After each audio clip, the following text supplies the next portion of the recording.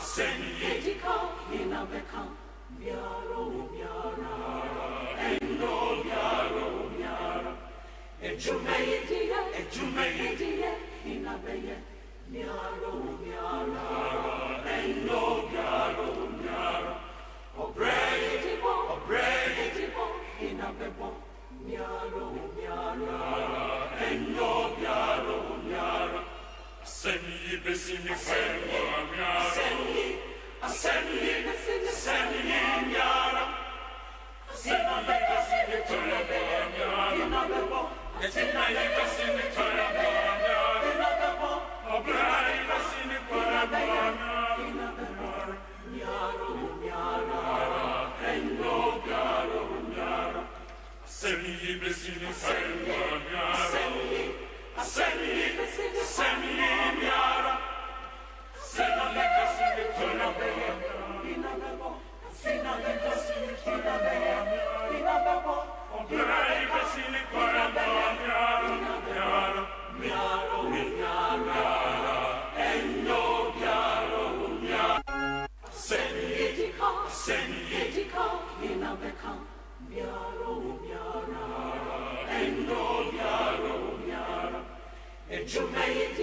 Ejumaidia, Inabeye, Miaro, Miara, Endo, Miaro, Miara, Obredibo, Inabebo, Miaro, Miara, Endo, Miaro, Miara, Assembly, Miara,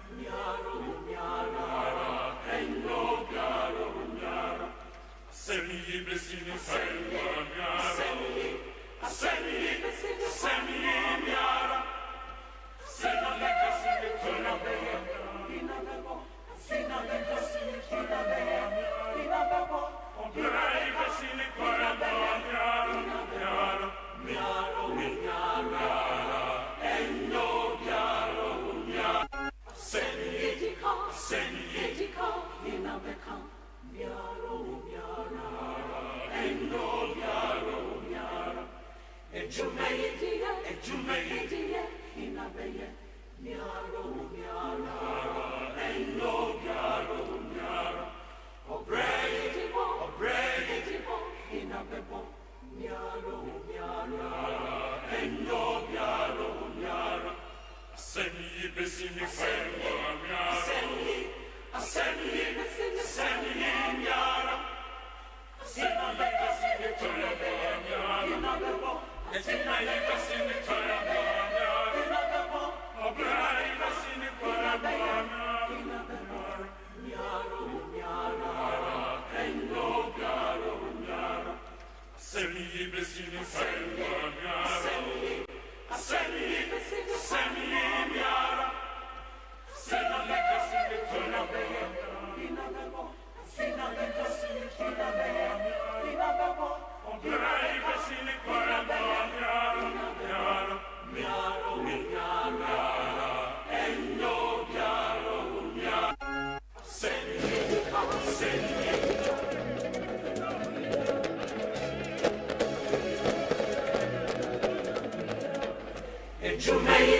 Ejumaidia, Inabeye, Miaro, Miara, Endo, Miaro, Miara, Obredibo, Inabebo, Miaro, Miara, Endo, Miaro, Miara.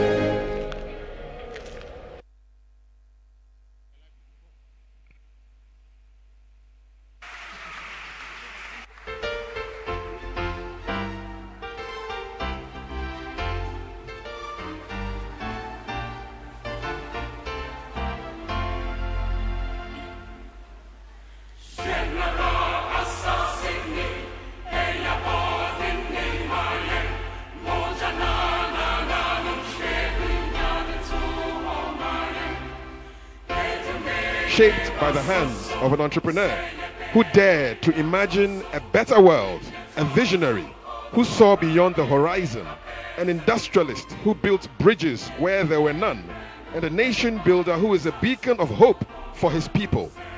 Now the moment of truth has arrived.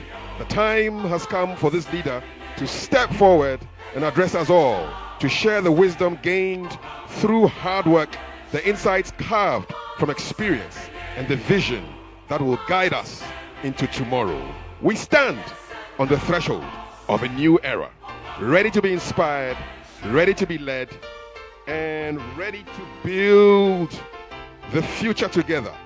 Let he who has ears listen. Thank you.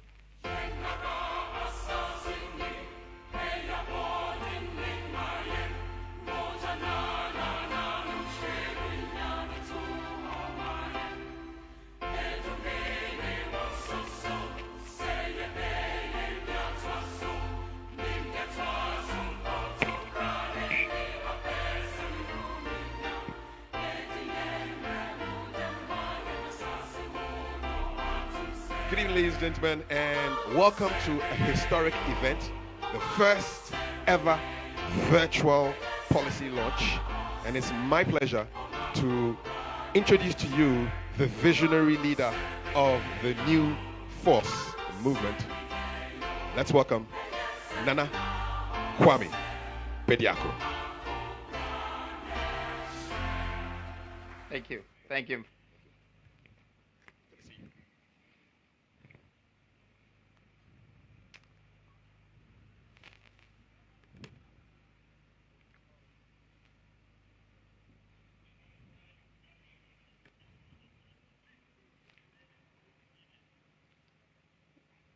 Well, thank you very much, Ghana. I would first like to start with a statement. In every generation, there comes a moment when a collective vision, driven by courage and determination, has the power to shape the future for millions. Today, we stand at such a moment. The challenges we face in Ghana and across Africa are significant, but they are not insurmountable. Our country is rich with untapped potential, brimming with natural resources, cultural heritage, and most importantly, the indomitable spirit of our people.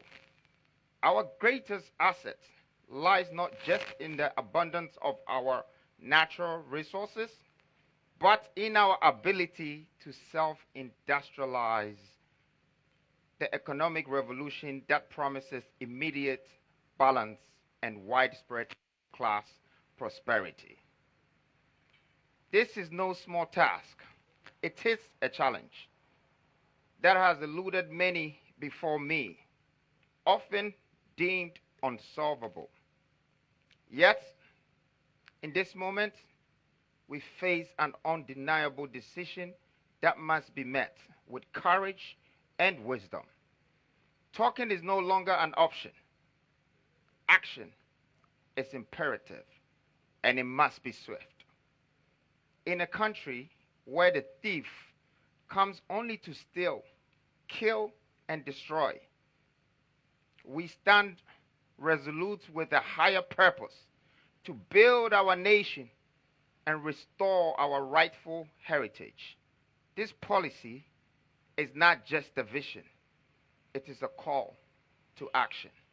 A blueprint for a future where Africa claims its place on the global stage, not as a continent rich in untapped potential, but as a beacon of prosperity and progress.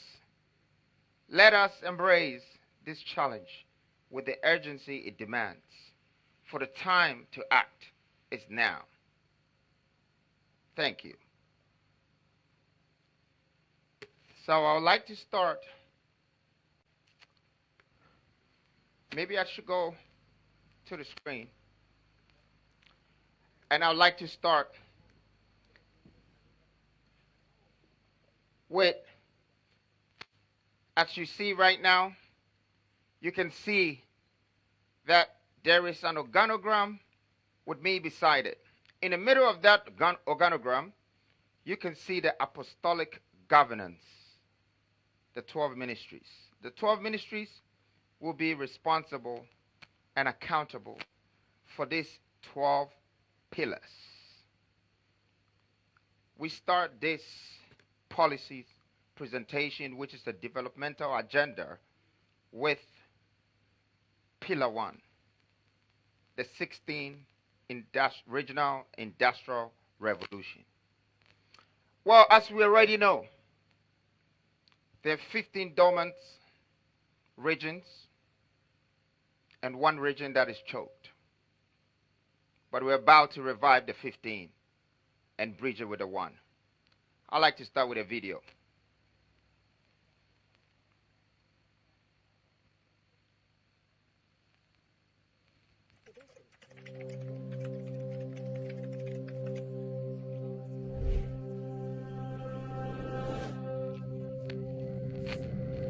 So we can play the first video, which is the 16th Industrial Revolution.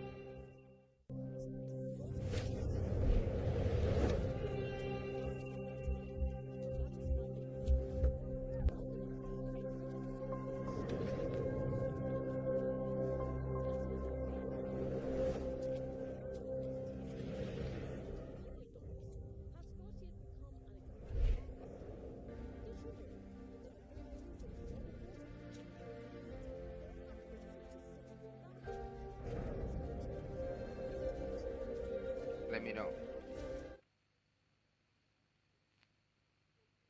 Okay.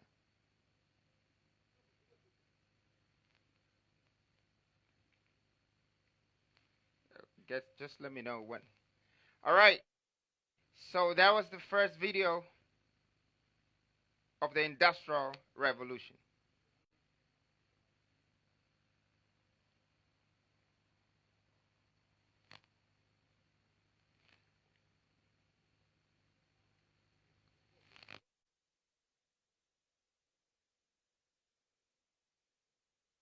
This has started the 16th regional industrial revolution.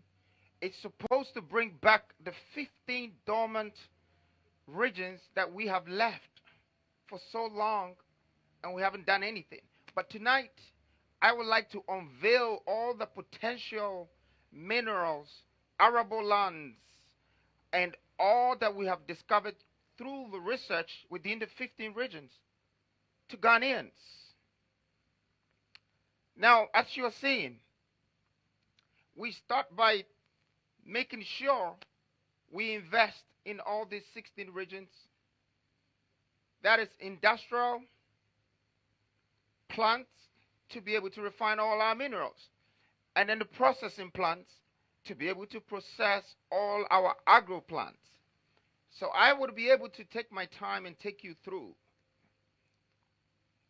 Our research on attribution reserves shows that gold, iron ore, gas, bauxite, and lithium and diamond, the potential of agro-processing and all the arable lands in the country amounts to 2.5 trillion US dollars.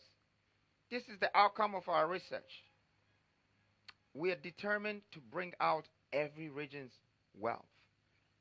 So as you can see, we have searched every region inside and out and realized what sort of wealth that can be created there and projected it in the next 10 years, Ghana will have an economic output at 4.7 trillion with the 13 million hectares of arable lands and all these minerals. We will also create 8 million jobs in a decade. Now let me look at some of the places. I've already showed you Volta region. Maybe we should look at Ashanti region. Can we play the video for Ashanti region?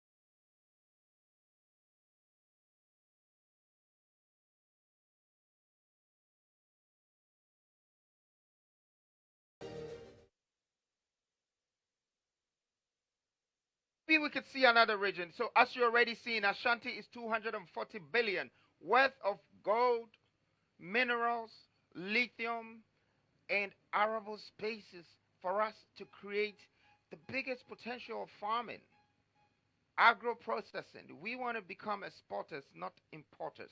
I mean, let's look at Western region.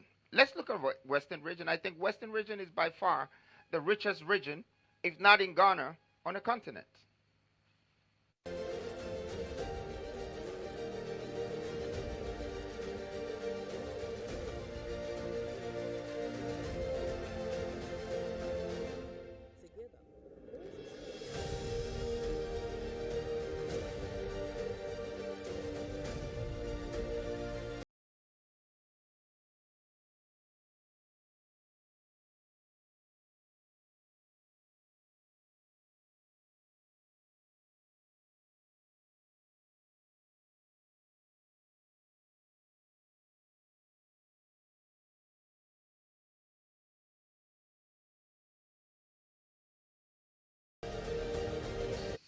So you just saw Western region.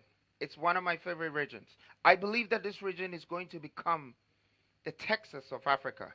This is where we are going to have the most industrial plants with the most minerals, the most agro products to be processed, and is right next to the coast. We can supply Africa and even supply the world. We have to take the Western region very serious. 420 something billion, it's something for us to take very serious because one is going to create all the jobs in the western side and even bring people from other parts of Ghana. We are going into wealth creation. And I want to do this with you, Ghana.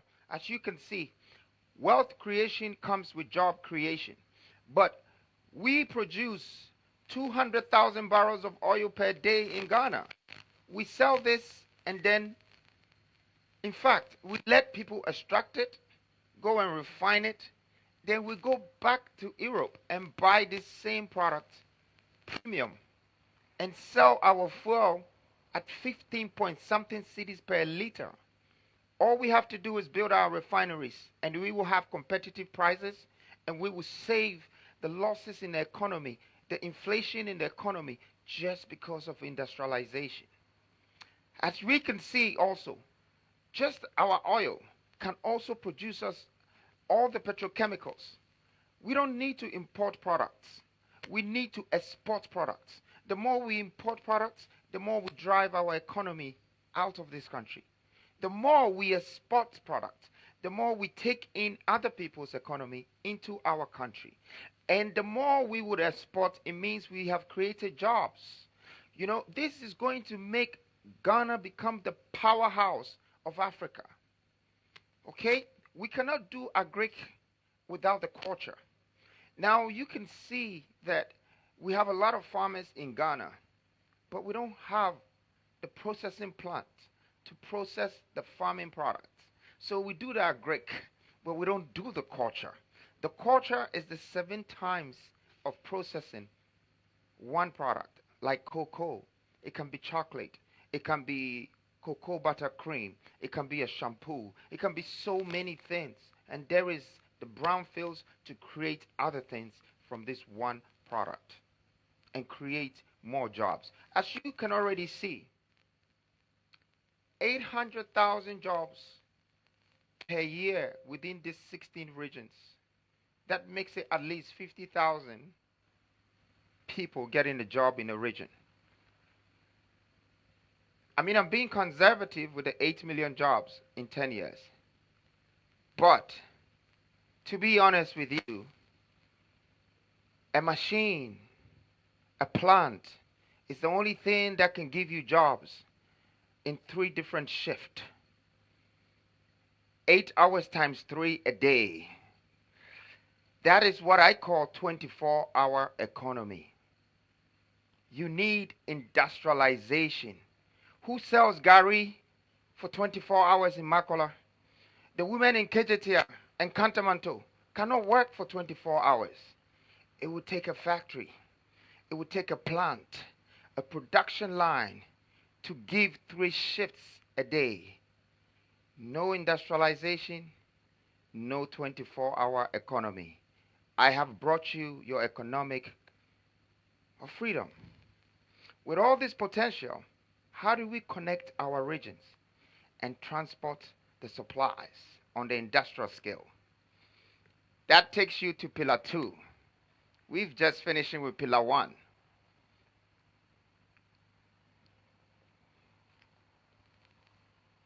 I can hear you.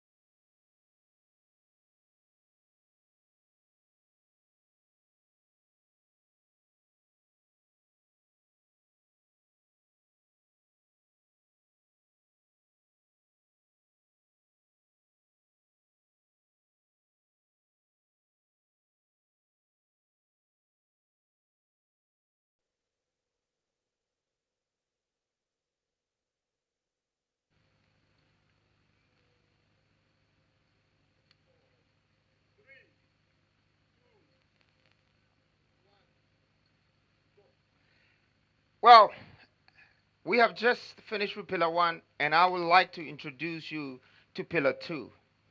I want a nation to give me this moment and pay me this attention, because this is truly a vision, a policy, a developmental agenda, and with or without me, it must be applied. So let's go to pillar 2. Pillar 2 is the water transportation and interregional railway connectivity. This is Ghana's first water transportation. Now, as you can see, in the olden days, our fathers really had respect for these natural resources that we came to meet. But today, we don't have value for it anymore. We have to remember everything that we eat from on this land is grown by the water on this land.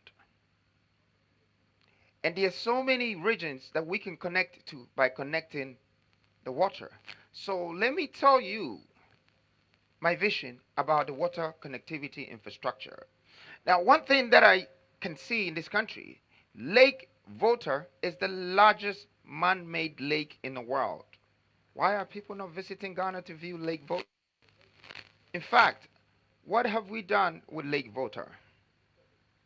I mean, you have billions of dollars sitting in Lake Volta. Maybe we'll talk about it later. But our national grid of water transport, it's something that we should look at. When we look at maybe even going here and pointing to some of these things you're seeing here, okay? And I know this brings us to the moment of the sea coming to Kumasi. But as you can see, this is Cape Coast right here. And this is the Gulf of Guinea. So I can enlarge it for you to see.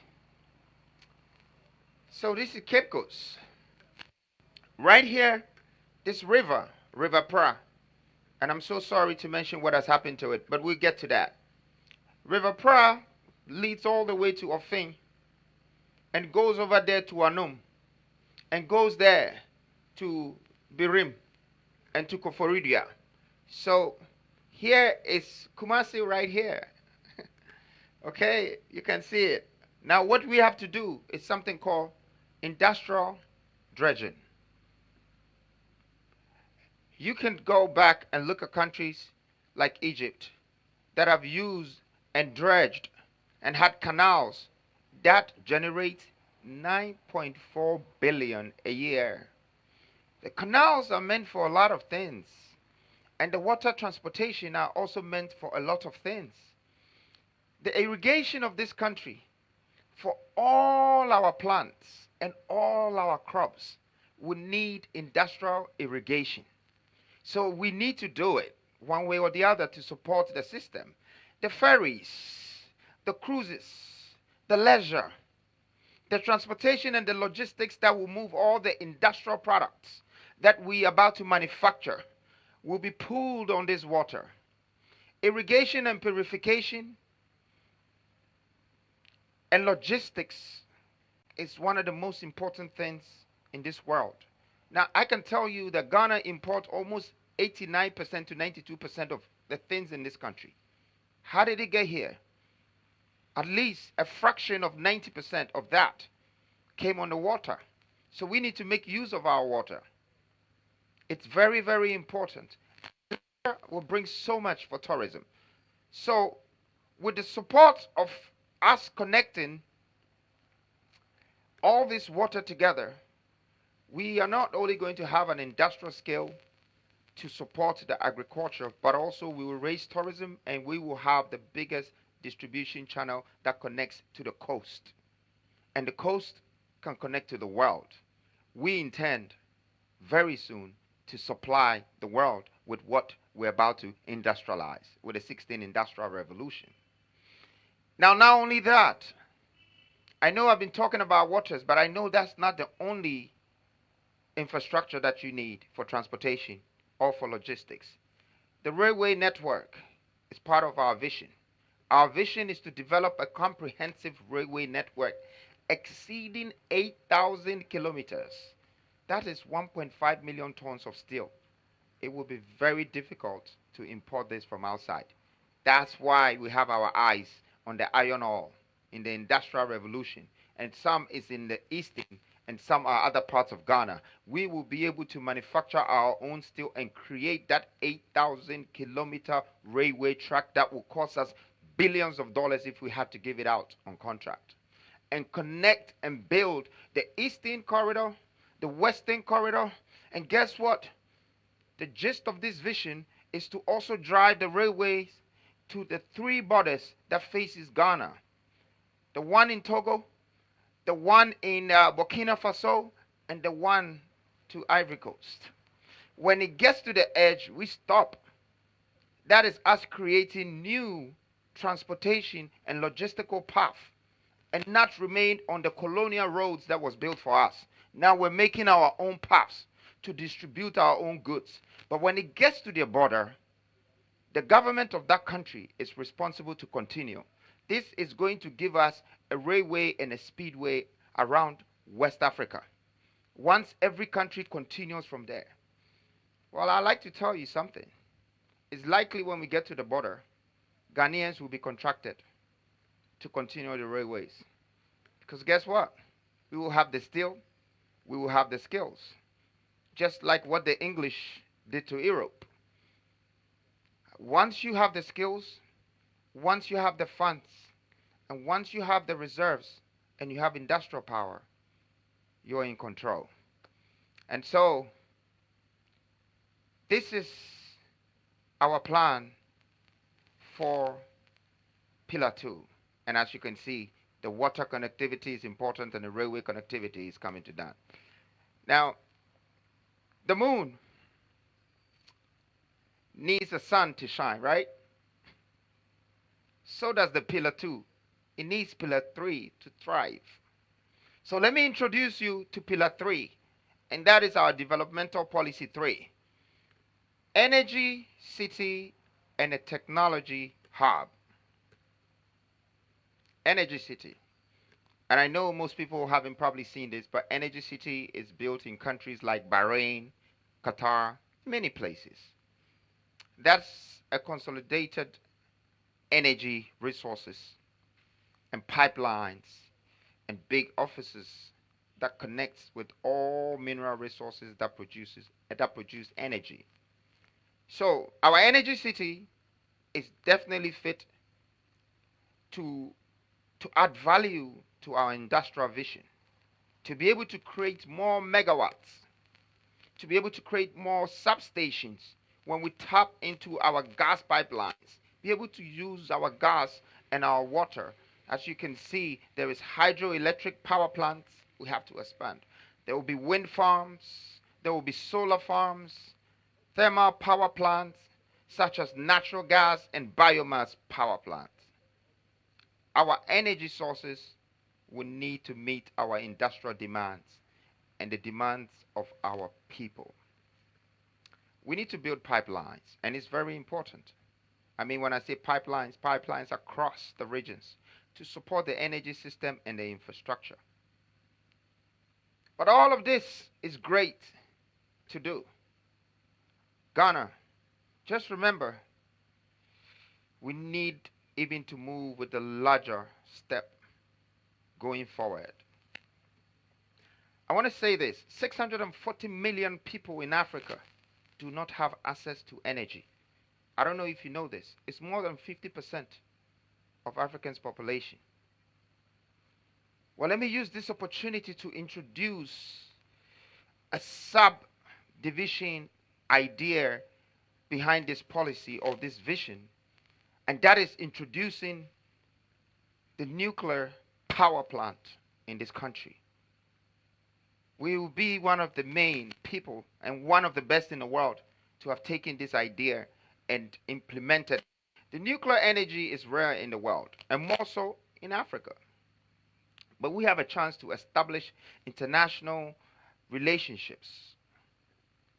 We also have the chance to now trade uranium with Niger and Namibia. That's connecting already to be able to build this. We will position ourselves as the heart of Africa. Nuclear power plants does not only reduce the cost per kilowatt, but it just makes electricity affordable, visible, accessible. We need this because they have it, but we don't. And we're struggling. More than 50% of us, we still don't have light in 2024 when we have uranium sitting. No energy, no technology. But technology is a must. Ghana needs a technology hub. And that's why we've combined technology hub with the energy city.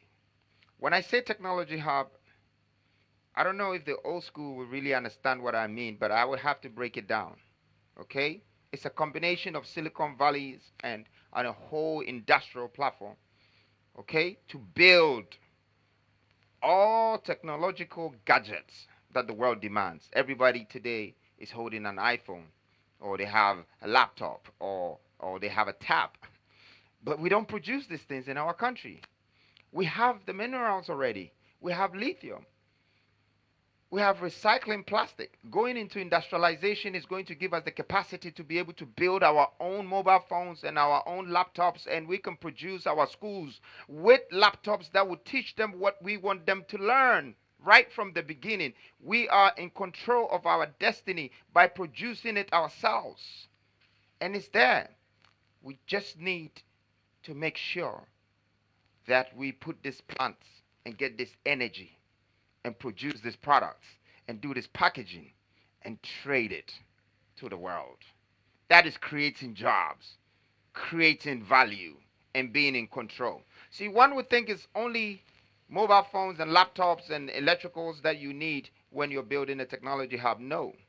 Data centers. Our data centers are very, very important. So we intend to build more data centers, okay, to support the technology hub.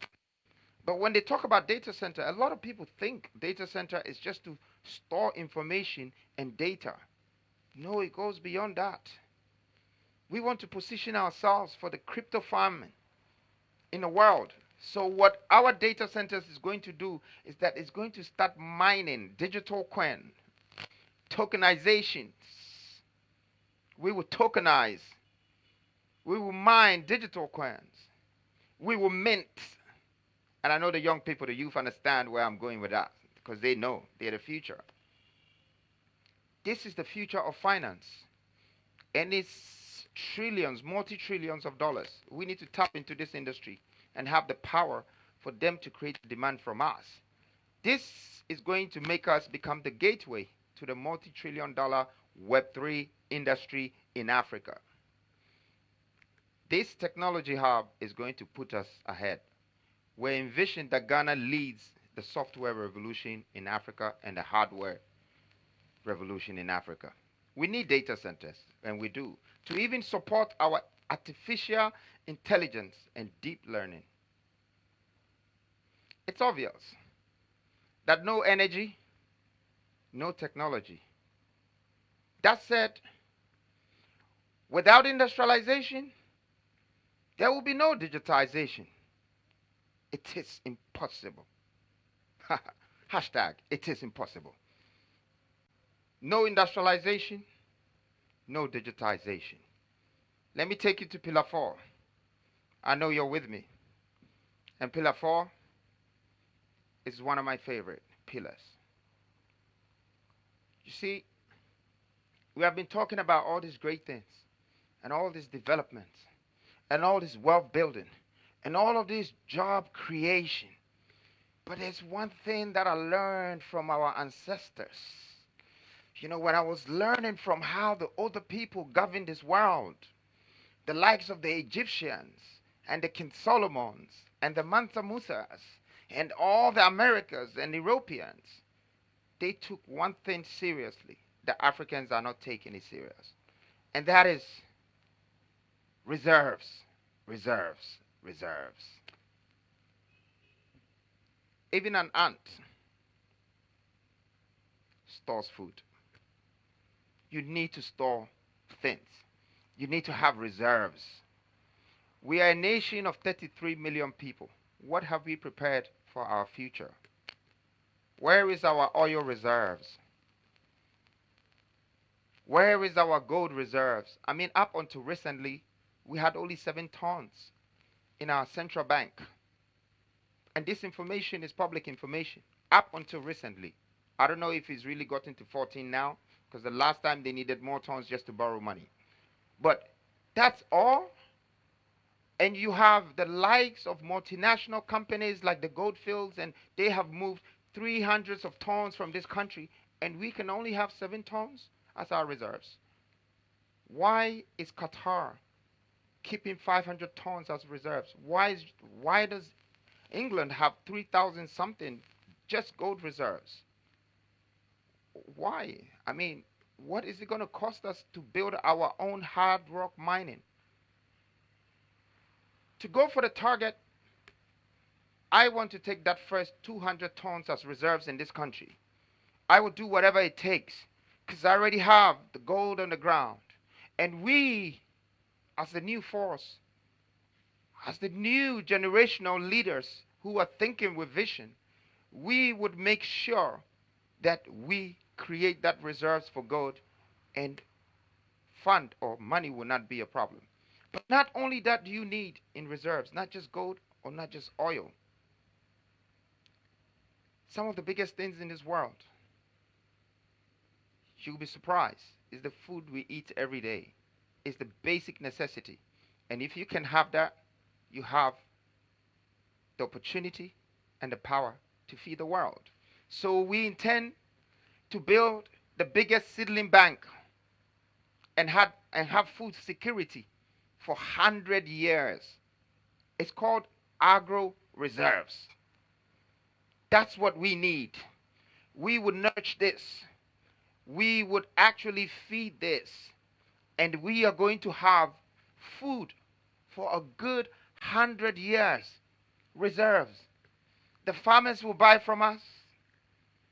If Ivory Coast run out of cocoa, they will buy from us. If India needs food, they will buy from us. This will make us like Joseph, feeding the 7 years of famine, because we have kept the reserves.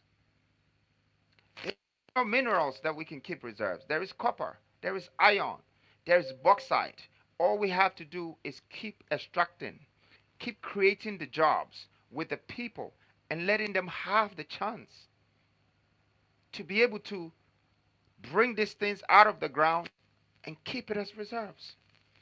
Whenever you refine any of this or you plant any of this, the value can be from times 5 to 10 or 15. It quadruples, it triples, it multiplies. Well, I've been talking about food. I've been talking about gold reserves. I've been talking about food reserves.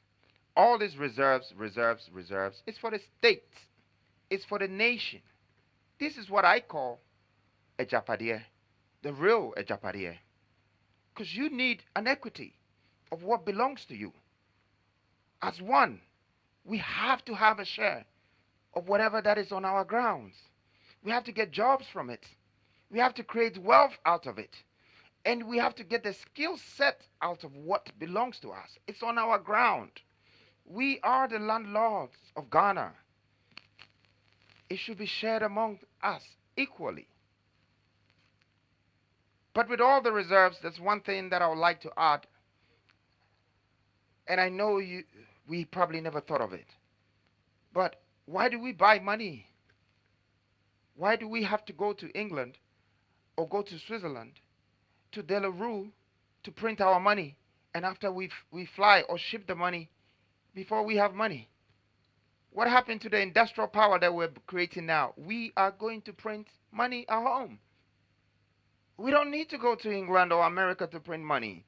We don't need to go anywhere else to go and buy food and bring it here. We don't need to pay 7 times the taxes of whatever that is already in our country and someone has just packaged it. We go and buy it for premium price and bring it back here. That stops because we are going to create it here. Now that we have more reserves, and have even cash reserves, what is next? Fellow Ghanaians, I like to say this. Pillar 5, it's from the bottom of my heart. And this, even when we are not here, this should take us through the centuries. This should not make you just remember me. This should make you know that when I'm not here, my absence will be felt. Because I have found a way to take you back to Susu, where you came from. How your ancestors, your older gods, your fathers survived in the 500 BCs. We are going to create the National Sovereign Wealth Fund.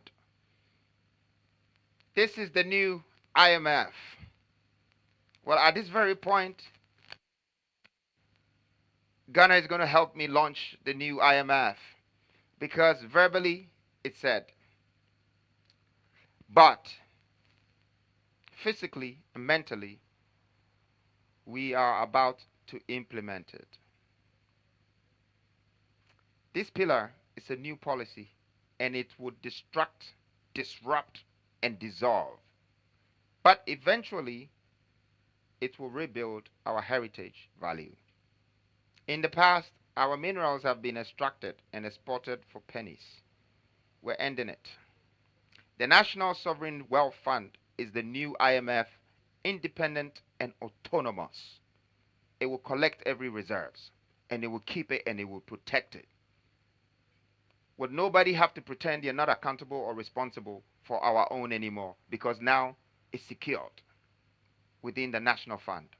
And if anybody needs anything within the ministries or the government, let them go to the fund. And they will know this fund has more wealth than IMF or the World Bank can ever give them. And they will know it all came from these grounds. It's the reserves, your gold, your cocoa, your 100 years of seedling banks, your tax reserves.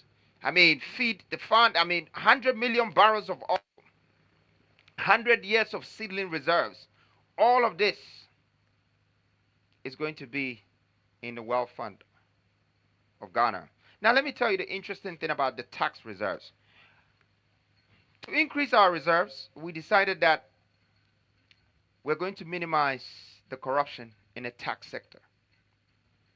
Because you can see in the box, maybe there is, let me see if I have a tax reserve box here, something to explain it better. But you can see that we have almost 45% of royalties, of taxes, of many things that we collect. And yet, we don't see that value. What we are saying now is that we simply are going to take 30% of all gold extracted, all minerals extracted as income tax, no royalties, nothing. 30% of everything extracted from the multinationals, and it goes directly into our reserves. And that's where we quadruple the value. We multiply the value. So our taxes, one, it's not going to go missing again. But two, it's going to be in the form of raw material. And three, our industrial platforms will quadruple that. We need the reserves. That determines how rich we are, how wealthy we are in a country. And for me, we have found something good for Ghana. I hope the African countries can take this blueprint as well and start making sure that they have their own reserve banks, just like all the first-class countries in this world. They have reserves. That being said, I'd like to take you to Pillar 6. I think this is my favorite. But I know I have a lot of favorites in these 12 pillars. These pillars are supposed to be the pillars that holds the structure of this country.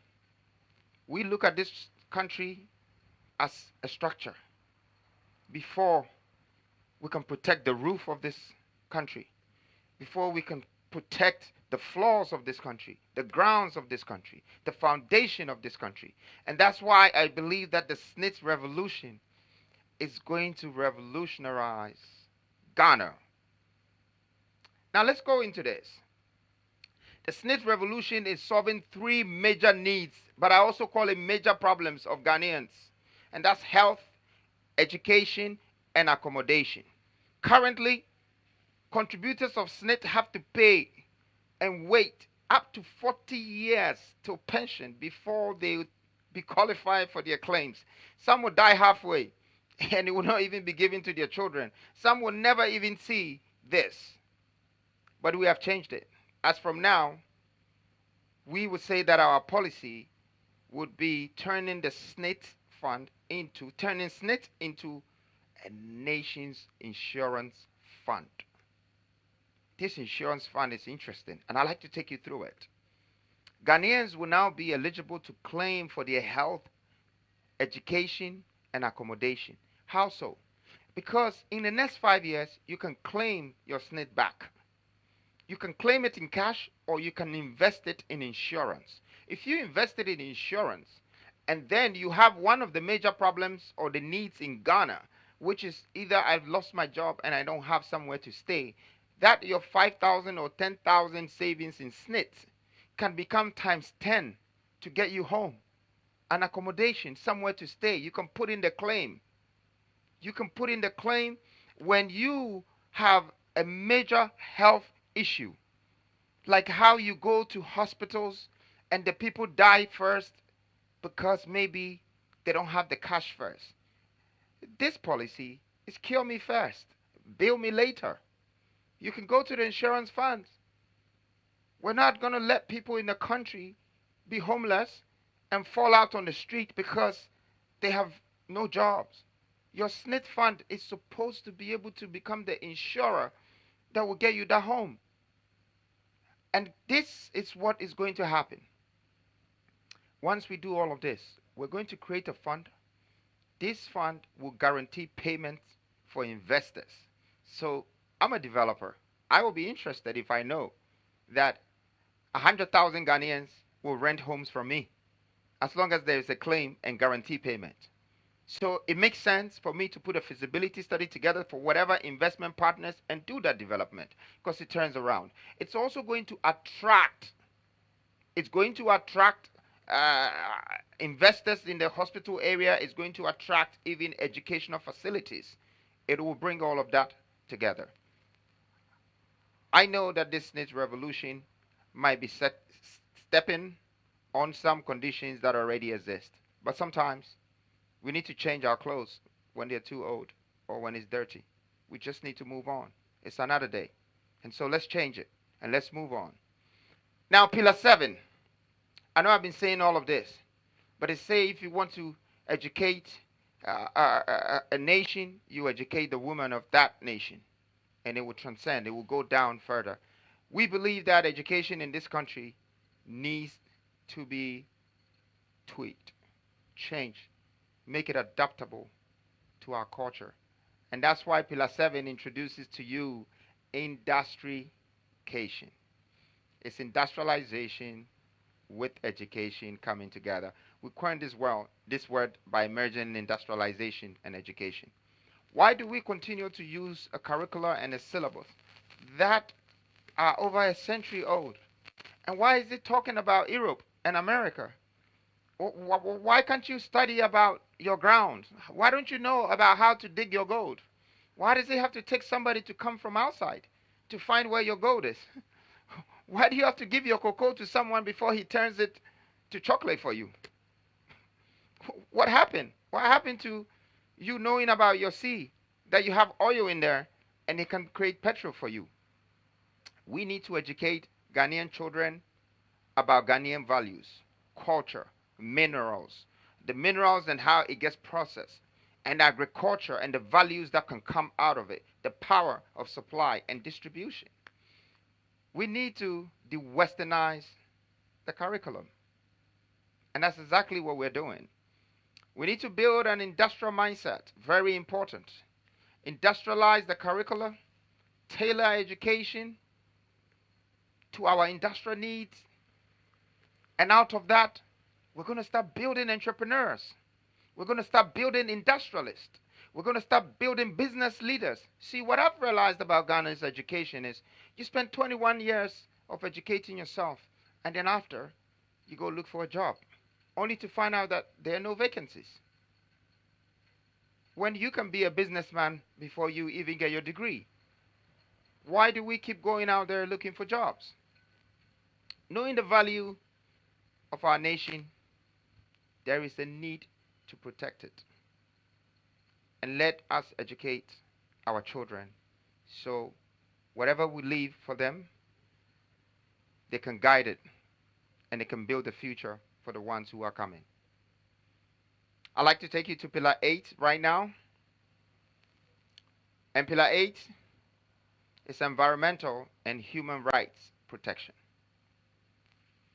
Well, environmental might not sound so serious. Human rights, we don't really care about it, but it's very important. Maybe we should start from the environmental protection.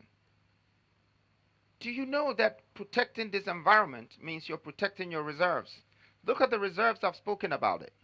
Look at the trillions. Look at the amount of jobs that it can create. Look at the economy. Look at all of these things. So it's our reserves. And guess what? We are not protecting our reserves. That is our hidden treasures.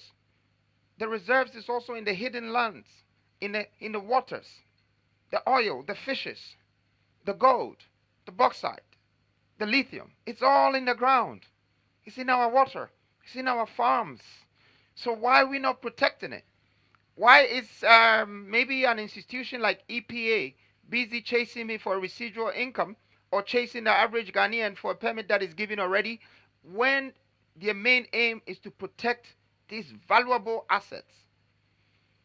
Okay, I mean, you're looking at something like the water poisoning of this country right now. It's it's hilarious. Almost every water body is poisoned. And we are talking about a water connection, purification, and irrigation. Do you know what it's going to cost us to do that? This water purification, to get all our waters back to the way it is.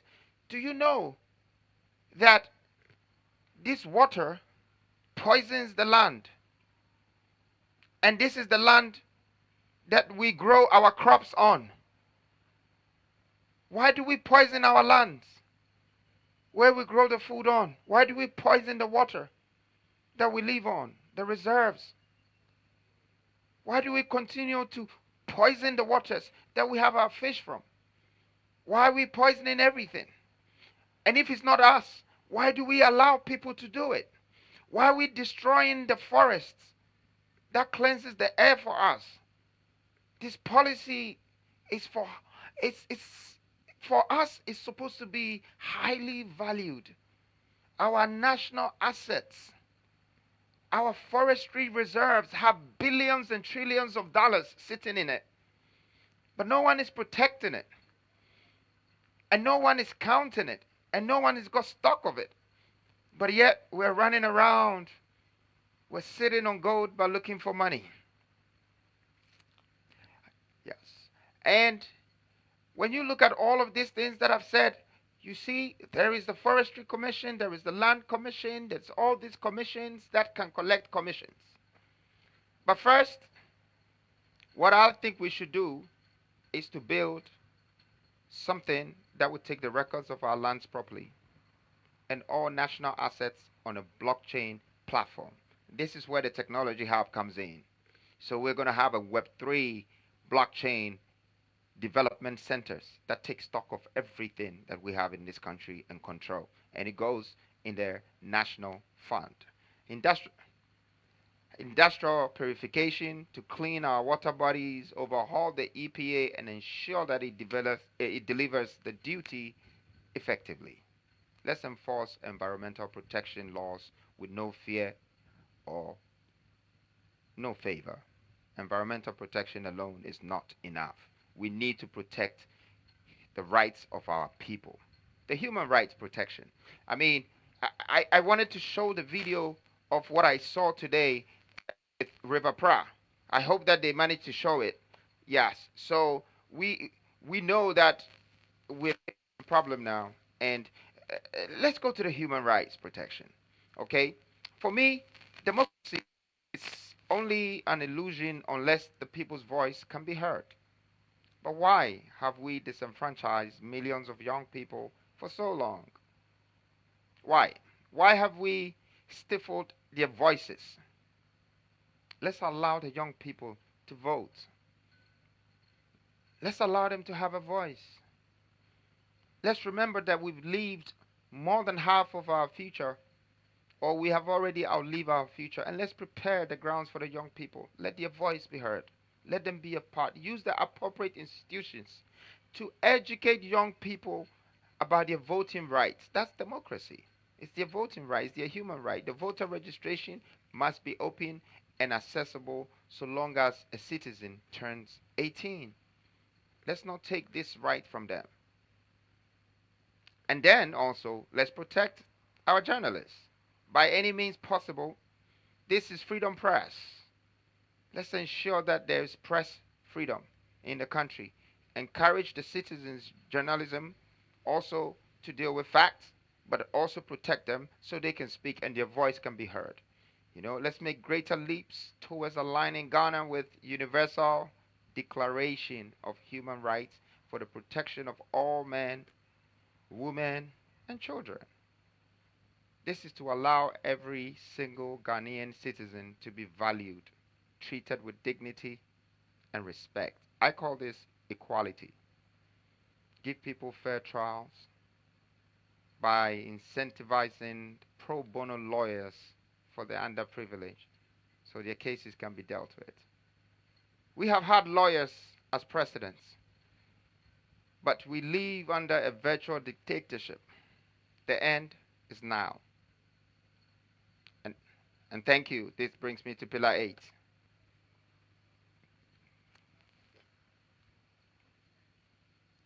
All right, so at this point, being at pillar 8, well, I've been talking for a while now. I think I'd like to take a little break, but let me call the moderator. Let me just bring Kafi back on stage. Kafi, I want to use this moment to thank you very much. It's a pleasure, Nana. I know we were supposed to have an interview once, and it got cancelled. I don't know for whatever reasons, but it's fine. Now we're together, right? Indeed, God works in mysterious ways. Yes, and I love it. Why are we doing black and white tonight? Well, it's What's the code? well, it's black and white.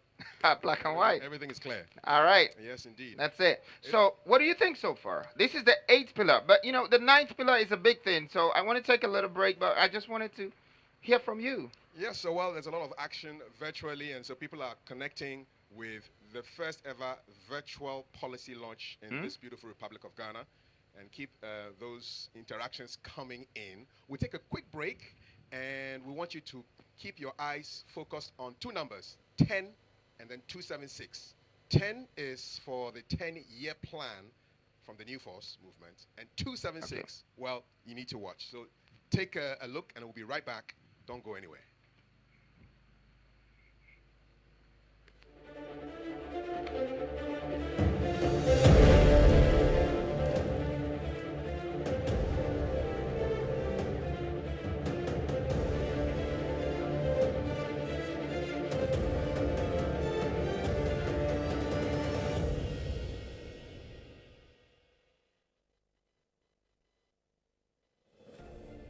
For too long, Ghanaians have been let down by empty promises and failed leadership, but now a new dawn is rising in our beloved country.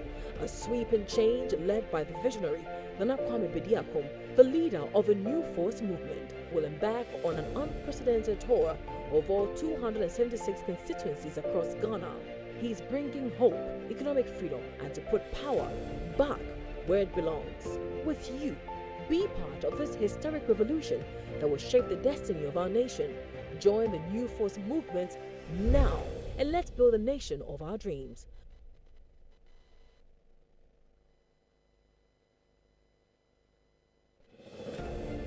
For too long, Ghanaians have been let down by empty promises and failed leadership, but now a new dawn is rising in our beloved country. A sweeping change led by the visionary Kwame Bediako, the leader of a new force movement, will embark on an unprecedented tour of all 276 constituencies across Ghana. He's bringing hope, economic freedom, and to put power back where it belongs, with you. Be part of this historic revolution that will shape the destiny of our nation. Join the New Force movement now, and let's build a nation of our dreams. And that is my connection with His Majesty Nitaki. I've been watching you from afar, His Majesty, and game recognized game and real do too. We enjoy me in the buy. Frebaku peace and a Frebaku unity. In fear ayabako. Yasase ayabako. Nipano so ayabako. And so a chamweshiano ayabako.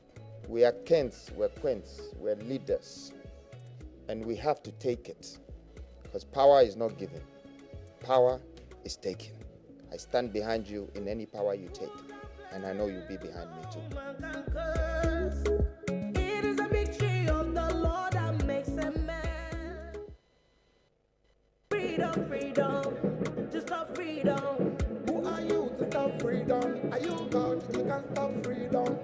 Who are you to stop freedom? Are you God? You can stop freedom. We promote legend, we don't kill legend. Oh, the youth like him. We promote legend, we don't kill legend. Oh, the youth like him. Say, who are you to stop freedom? Are you God? You can stop freedom.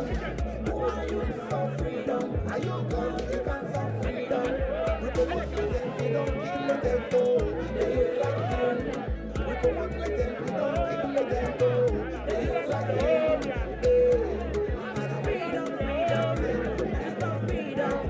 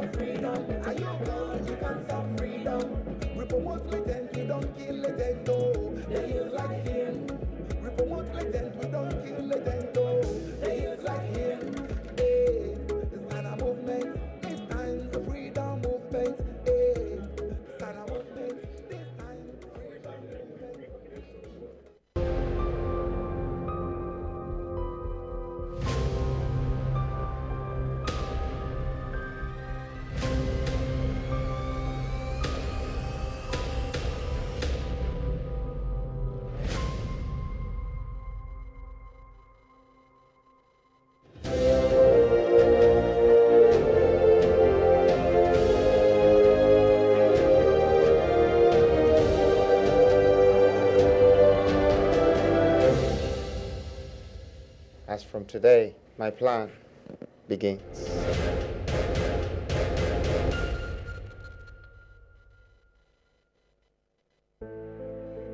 The 16 regions of Ghana are bustling with untapped riches. Western region boasts of $412 billion in mineral resources. Volta region holds $192.6 billion. Eastern region holds $174 billion US dollars. Together, our regions possess trillions in wealth. Ghanaians, this is our divine inheritance. Why should we sell our raw materials for a pittance? Why let others profit while we languish in poverty? This narrative must end now, and the 16th Regional Industrial Revolution is the answer.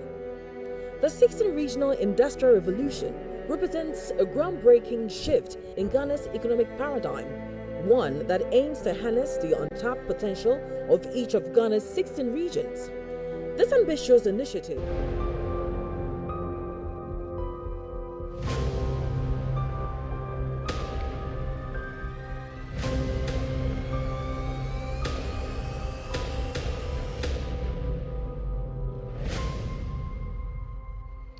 It's exactly 97 days to election 2024 in the Republic of Ghana, and you're watching a historic first ever virtual policy launch. The speaker is Nana Kwame Bediako of the New Force Movement. And during the break, somebody was asking me, so when are we going to hear something in any of the Ghanaian languages?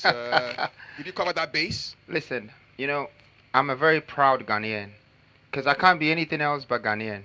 And when you're Ghanaian, you have to remember this country has a lot of dialects.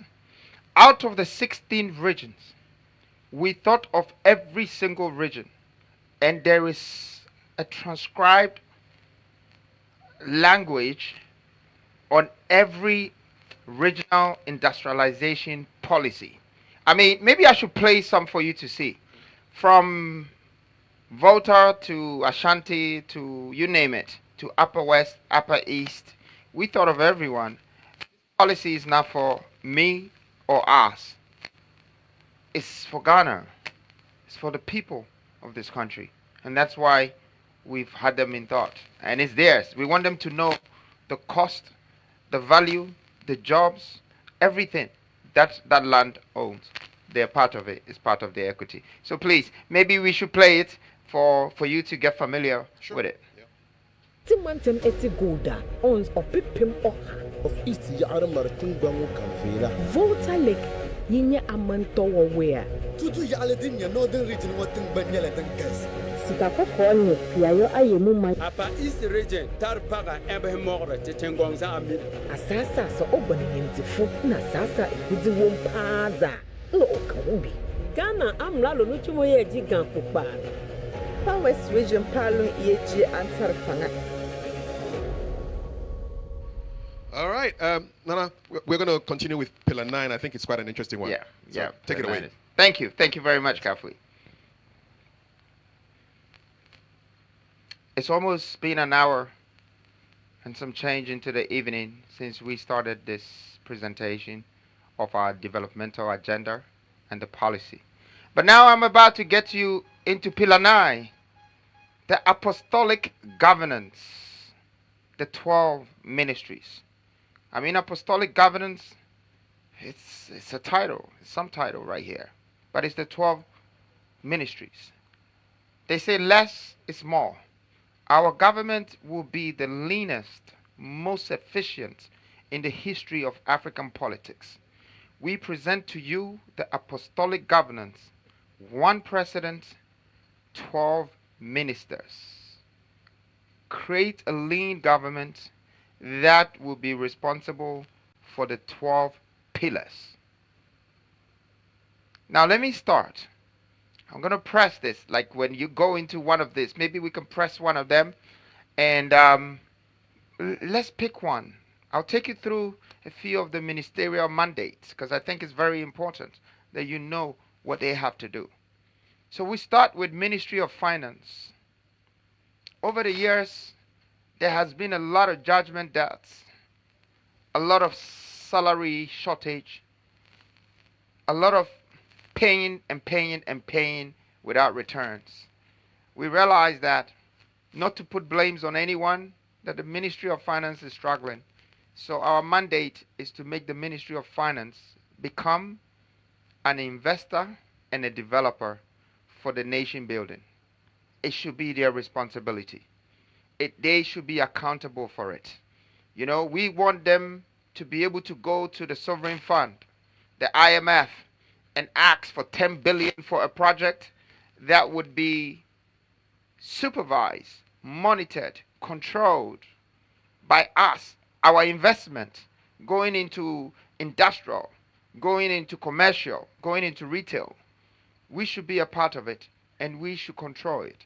And there should be returns. We should not just use our Ministry of Finance for spending. We should use our Ministry of Finance for investment. We have to purchase for right purposes that brings returns. The returns that will pay the salary of the workers of this country. And that's how it should circulate, just to stabilize our economy. I can pick maybe trade as well. Well, trade, it's been like a dormant ministry for me over the past decade. And the mandate for trade is to make Ghana one of the biggest African exporters. The aim of having all of these 16 industrial regional industrial revolution and having a development in minerals and agro processing and packaging and food and this and that is to be able to trade. Now let's think about AFTA. AFTA is a big project. That's 54 countries of Africa have registered with AFTA. What were they thinking? They don't have the resources. They don't have the products to distribute among these 54 countries. Where was the product going to come from? Were we going to import it? Or somebody else was going to come and put these plants in this country and trade in Africa? Ghana stands to be the flagship, the star, the black star of Africa that will have the power of distribution. They have the waters connected to the coast that can just distribute regionally and continentally. And we feed in that gap for AFTA. It's a great opportunity for us. We should look at Ministry of Agriculture. The mandate for Ministry of Agriculture is to establish the National Seedling Bank. And an industrial irrigation systems to support it. But we have the National Seedling Bank. Like we already said in the reserves, we will have a century of food guaranteed for us. And it would be the mandate of Ministry of Agriculture to see to it that it's being monitored, supervised, managed, controlled, and for the public and the citizens of Ghana to get jobs out of this mandate. For the citizens of Ghana to create wealth out of this mandate. But that's what I believe the ministries should be doing. For these 12 apostles should make sure the pillars don't break. Because these pillars is going to hold this nation for the next 500 years until greater minds will come together and enhance it again. I mean, we can go through some of the ministries, more of it, and just share the mandate of our policies. But of course, we're going to make sure that there would be the digital copies that it would go to millions of people as well. But the mandate of maybe a Ministry of Interior to secure the right salary and structures and benefits for security service, like police, fire service, prisoners, or prison officers, immigration officers. I mean, if we want to minimize corruption, the first thing we need to think about is to give value back to our people. Once they have value, the right salary, there is no way they would like to take pure water for bribe. But we just need to give value to our people. And we need the Ministry of Interior to have this mandate and take it serious, that we're moving from the low-income world that we live to the middle-income world.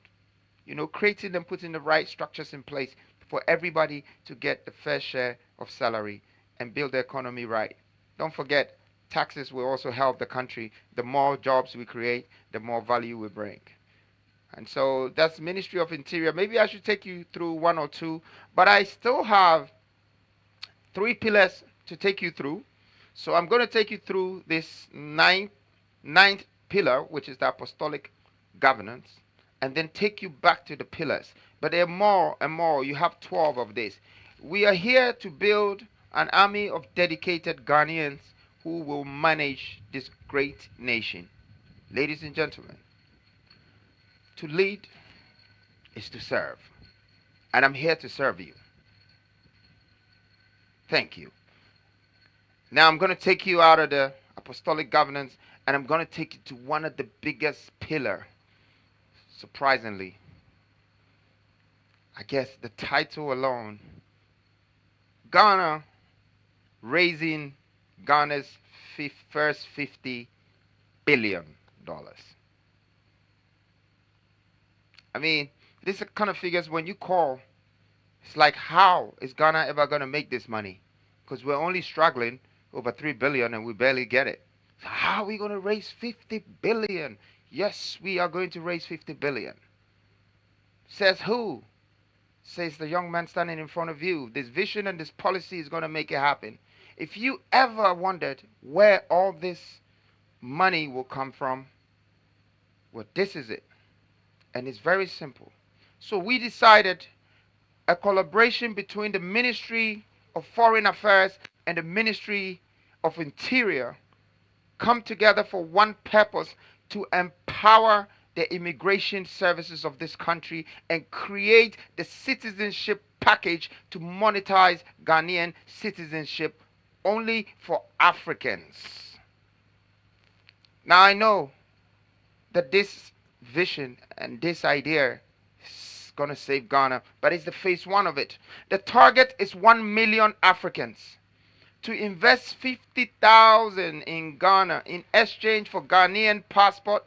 They can invest in our gold, they can invest in our oil, they can invest in our agro processing, they can invest in all the things I've told you, because Ghana will have the biggest, most booming economy and is going to attract Africans to come in this country.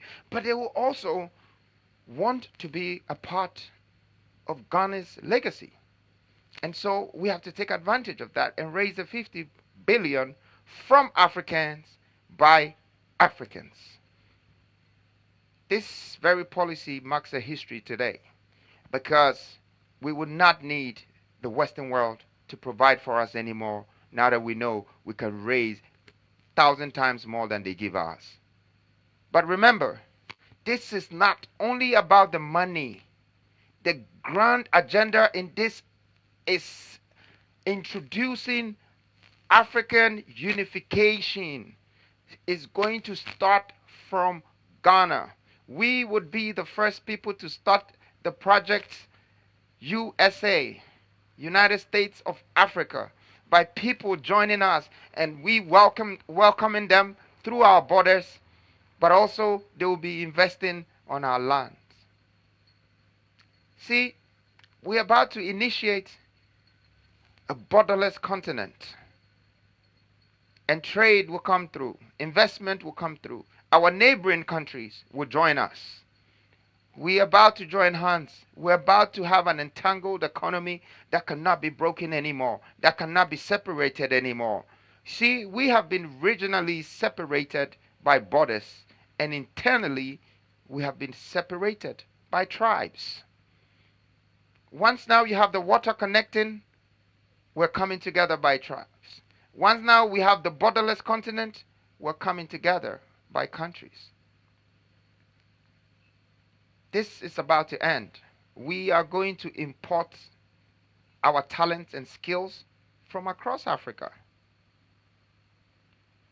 Everywhere. In fact, Niger, I know you're watching me, Nigeria. We are coming for you. I know, just you, Nigeria, if I decide that 1 million of you should invest in my country passport, you will bring the money in 5 days to Ghana. You would give us 50 billion more. And I promise you, we will trade with you in gold, in oil, and we will make ourselves become successful, because we're going to raise this capital amongst ourselves. So remember, When I come to power, I will be the first one to invite these Africans to truly become a part of Ghana as African and raise this 50 billion. But guess what? There is a phase 2 of this money raising. And it's a grand invitation of people of African descent. History will tell the rest. Now we either move forward together or we stand still, separated. And it's one of my favorite pillars. The 10th pillar. It's just a great news for us, Ghana. It's just a great news. We found a solution. Now let's go to pillar 11. Pillar 11 is interesting also, and it's national security and data protection. I mean, we have national security, but we should remember this. Data is the new blood, and we must secure it. We need the data. That's why we're building the data centers. That's why we're minting. That's why we're building the blockchain and the Web3. The Web3 to store the data and information of this continent. Our aim is to build Ghana's first Web3 platform to support the National Sovereign Wealth Fund. Migrate all national data to a national Web3 platform and store our health records. I mean, to build this government blockchain, it should have the department to really store our health records, our academic records, our stocks of commodities, and agro reserves on the blockchain network, our gold reserves, our land reserves, all the reserves.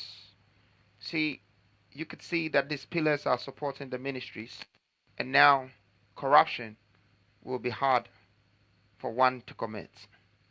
Because we're creating wealth, creating jobs amongst ourselves, and we don't need to rob ourselves anymore. But we need to have these platforms to support our stocks and our records. See, we have to make the government transactions, data and information transparent. This system is going to make it impossible to edit. You can't enter again. If we have 10 million ounces of gold, we have 10 million ounces of gold. If it's reserves, no one can change it. You can't edit it. We have to make this a national data and information base that is also publicly accessible. That is the free country that we want to live with, such an economic freedom. That's what we need. At this point, transparency and accountability is a necessity. We need it as a country. Now, if the government wants to know you, or the government wants to know about you, then you must know about the government. And that's what our new Ghana is going to do for us. Transparency. Bring real accountability and responsibility. Pillar 12, we're coming close to the end of this presentation. And Pillar 12 is the pillar at the cornerstone of this country. That a lot of people cannot see the value of it, and we did not invest in it right. So we're now becoming victims to the international world for those who have trained theirs and made theirs better. And that's sports and the creative industry. Well, I know that Ghana has breeded a lot of stars, musicians, footballers, but how many of them? You can probably count them. Our approach to the sports and creative industry is ownership and control. We need this. We need ownership and control. We have to own the academies, own the music catalogs, and own the distribution power. How are we going to do this? Let's start by the sports. I mean, first of all, everybody watches football from outside every day, and they actually depend on it. But hey, we can invest in the sports sector. basketball, lawn tennis, and boxing, and etc. Well, this is our plan. First, we're going to build 16 multifunctional sports academies in all the regions, because we don't know where Ronaldo is, we don't know where Messi is. You can find them in any of the region, and therefore we're not going to discriminate. We make sure that there are academies to search for these talents everywhere in Ghana, and we're going to nurture them, grow them, own them, and they also have to own us. Now, what happens when we build these multifunctional sports academies? You see, it attracts something. It attracts educational investors, where they come to yourself to the academies, and your child might be in the academy, but there is an education to support them, so they just don't become a footballer without knowledge, or they just don't end up with their knowledge in their foot. They have to also learn about their country and their resources and what they can create. It will also, obviously, apart from the educational facilities, I believe that there could be other things that it will attract in every region to discover more talent. But the point is, we're trying to breed athletes, world-class stars, because they contribute to our economy. One artist can bring billions home in value through endorsement and many things, but we have to start nurturing them now. We have to start building all these platforms and bringing them out from Ghana, and even finding more beyond our borders. We have to also think about how we're going to offer these scholarships, these exchange programs, through partnerships and partner schools with talented students, and then work with them. So that's for me with sports. Although I don't spend too much time for sports, I know that it has a future in Ghana especially. But let's go to entertainment. Entertainment for me is very interesting. You know, we have the likes of some of the greatest artists coming from this country, you know, and we go way back from Osibi says, when they made it to the international platform, but we couldn't protect or secure their royalties because we didn't even build the machine. Today, the New Falls have decided to build the right machine for pushing the Publishing Act that protects the IP of our content creators. I mean, you're talking from bloggers to influencers to YouTubers, authors, painters, musicians, music softwares, and filmmakers, and software licenses, all of this. We have to protect it. We have to claim the royalties. And we have to make sure that it's circulating in our economy because they're part of us. You know, to allow artists to hold on to their catalogs such that they're not sold for patents. That's one. Two, we need to build a world-class studio. Ghana is the black star of Africa. This studio needs to be in Ghana. We need to build that studio, that Hollywood type studio, that Tyler Perry studio type. And that is going to attract the market from other countries. It's going to boost tourism. It's going to bring people from South Africa, Nigeria, England, Europe, America to come here and make their movies and do their production. And of course, we need to entrust the national security to partner or collaborate with the NCA and the cybersecurity department to clamp down the piracy completely. That's the biggest corruption in this area.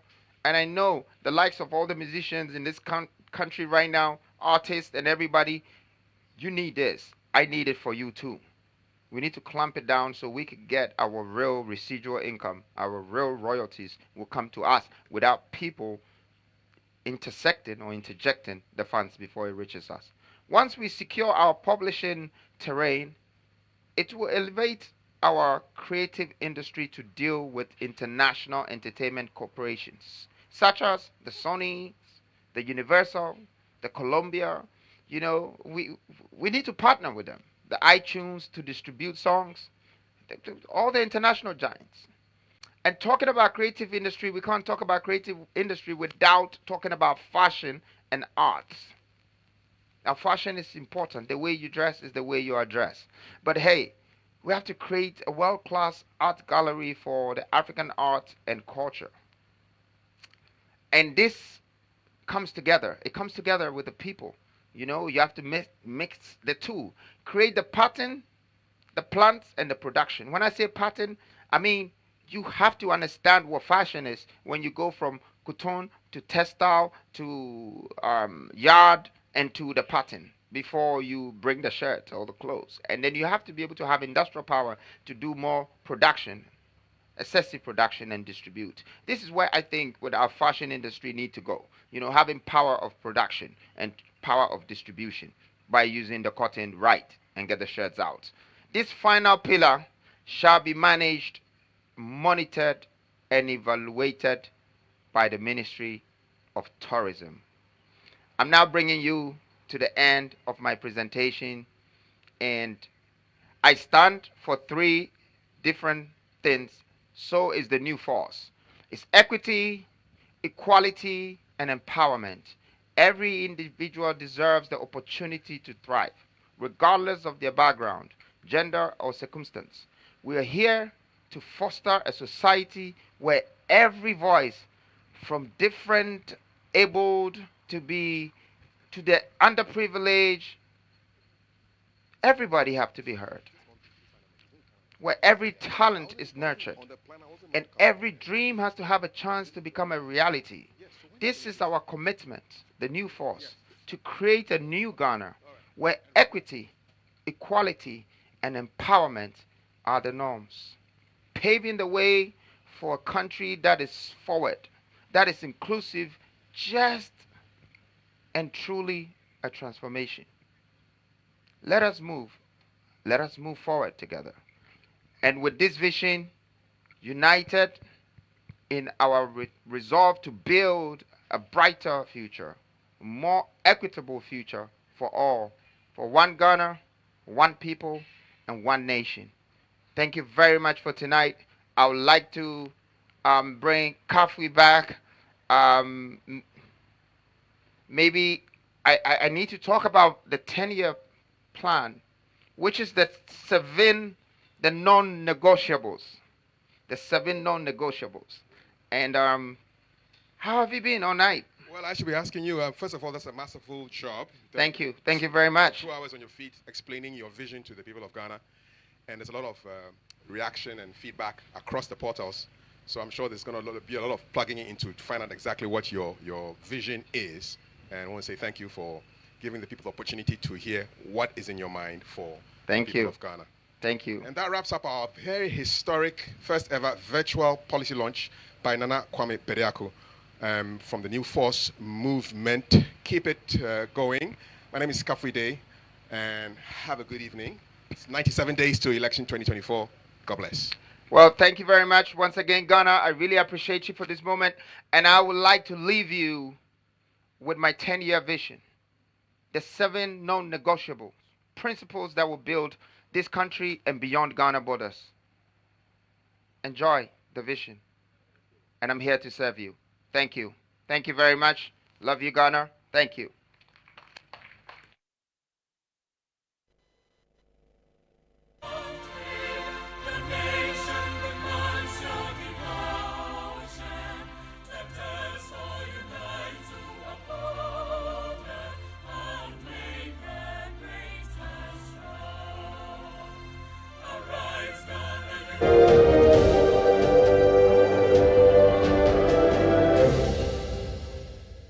As from today, my plan begins.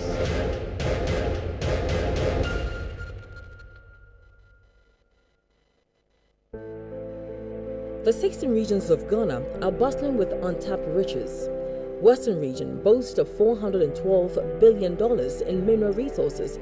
Volta region holds $192.6 billion. Water connection and the Great Eastern and Western Corridor Railway. A true industrial powerhouse demands a revolutionary overhaul of distribution networks. Ghana, blessed with abundant water bodies, from vast seas to rivers, lakes, and streams, stand ready to harness this potential.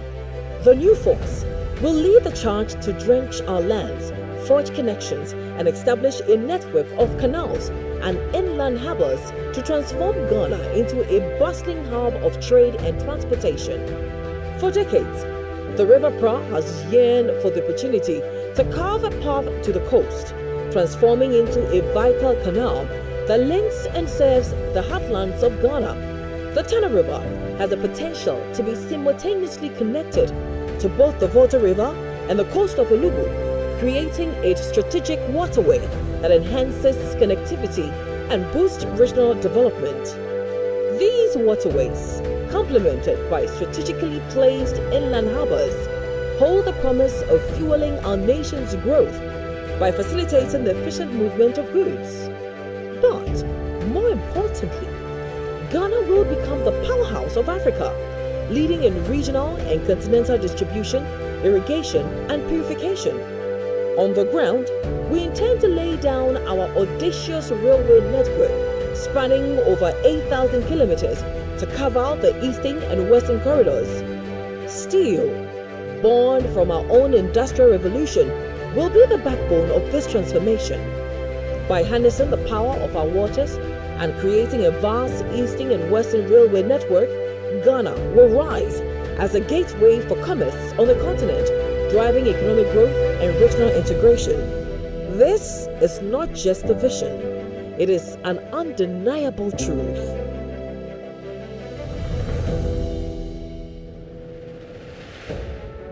Before the age of enlightenment, our ancestors counted their riches not in papers and coins, but in the intangible bounty of land, herds of cattle, stores of grain, the fruits of labor. These were the true reserves that built nations and sustained people. But what about Ghana today? The moment has arrived to unearth our natural reserves and unleash their power. We will start with our gold to back our currency and our oil to fuel our energy needs to ensure Ghana's steady rise in economic freedom. Through large-scale industrialization, manufacturing, production, processing, and distribution, we will extract and refine our own mineral and agriculture reserves, making them the new commodities the nations trade. The new force envisions Ghana becoming the African giant, the titan of wealth and power, with mineral reserves sufficient not only for our needs, but also for distribution to the rest of Africa and the world.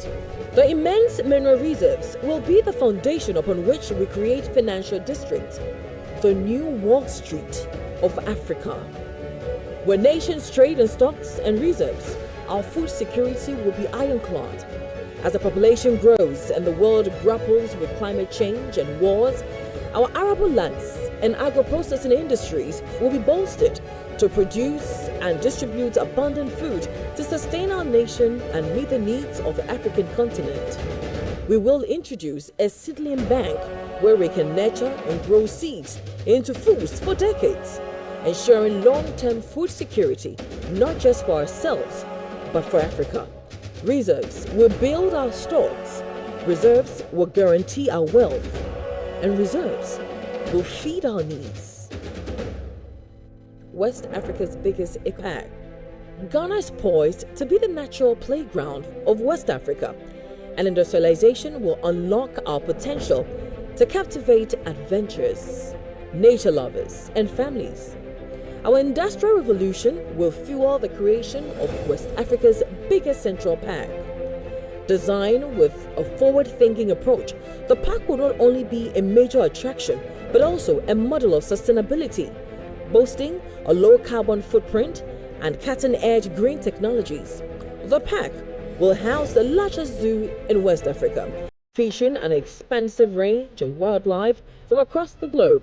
Adjacent to this, a vast safari park, which will offer exhilarating experiences with guided tours and immersive encounters designed to captivate visitors and provide educational insights into wildlife conservation.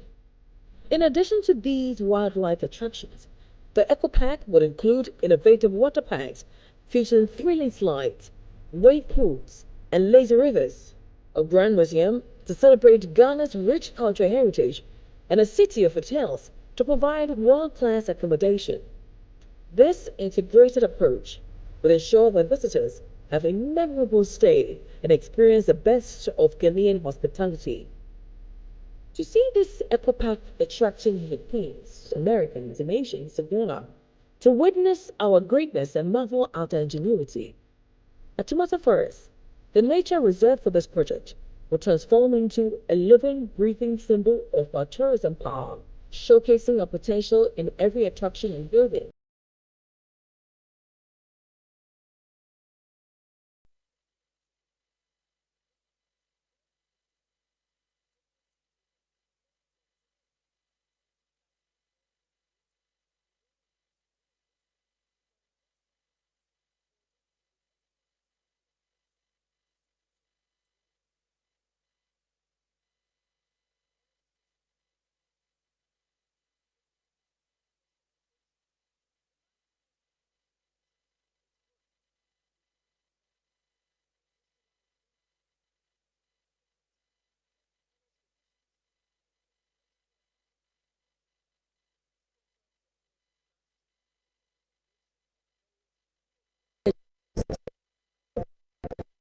The country's abundant water resources to generate electricity sustainably.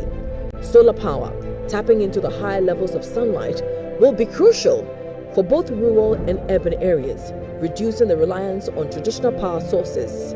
Wind power will harness the coastal and inland wind currents to provide a steady supply of renewable energy.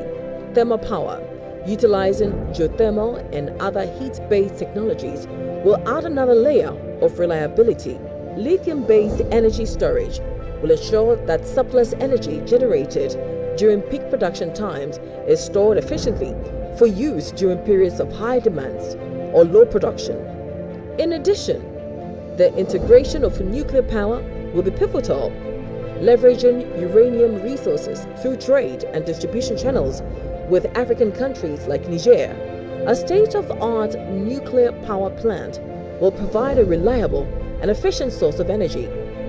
This will sufficiently bolster our energy capacity, ensuring that our power grid and industries are resilient and capable of meeting the demands of a growing modern economy. On the technology front, we will create a comprehensive hub for technology, leveraging our own resources and reserves for manufacturing and production, focusing on a wide range of products from consumer electronics to industrial machinery, ensuring that the country meets both domestic needs and international market demands. To support the growing demand for digital services and data storage, we will invest in the development of advanced data centers to provide reliable, secure, and scalable infrastructure for cloud computing, data storage, and data processing. Technology is a crucial driver of industrialization, and the new force will use it to fundamentally transform our economy and society by enabling more efficient production processes, fostering innovation, and creating new business opportunities. The currency revitalization. In the world where economic stability often hinges on global markets, Ghana stands ready to defy the status quo and rise as a beacon of financial innovation and resilience. Through industrialization, printing and minting of our own currency becomes possible, and our currency, backed by mineral reserves, becomes our radical act of self-determination. The fires of our industrial revolution will forge the means to extract and process our vast mineral reserves, backing our currency with undeniably tangible wealth. This radical approach insulates our currency from the volatile tides of global markets, grounding its value in the bedrock of our nation's resources, making it the de facto reserve currency for Africa. This way, Ghana ceases to be a pawn in the global economic game, and we become the architects of our own destiny, where our currency commands respect and power.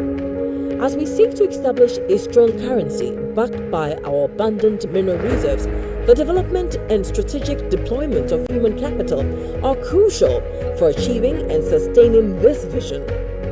Currency should be viewed not merely as a financial instrument, but as a reflection of an investment in human capital. The strength and stability of an economy are deeply connected to the quality and development of a nation's workforce.